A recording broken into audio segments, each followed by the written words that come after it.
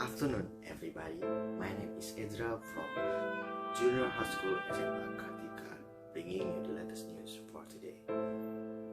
On August 5, 2018, an earthquake with magnitude of 7.0 rocked Lombok, West Nusa Tenggara. At that time, thousands of houses were damaged by the earthquake.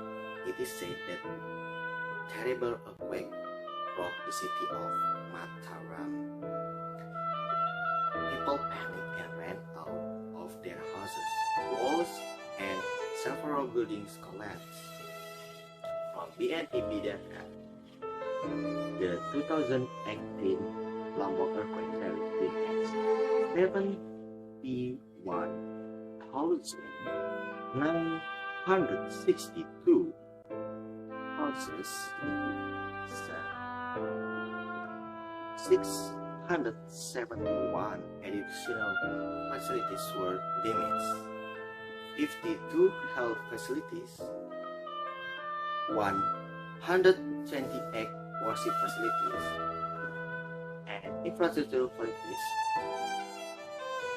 While the data on the victims are 460 people died.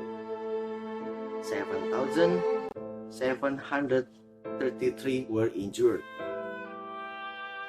417 and 529 people were evacuated. The government claims to have reserved 5.55 trillion for the rehabilitation and restoration of houses for the earthquake victims in Lombok, West Nusa Tenggara. That's all the news for today. Check this out at compassnews.com for the latest news update. I am Ezra. Thank you for your attention.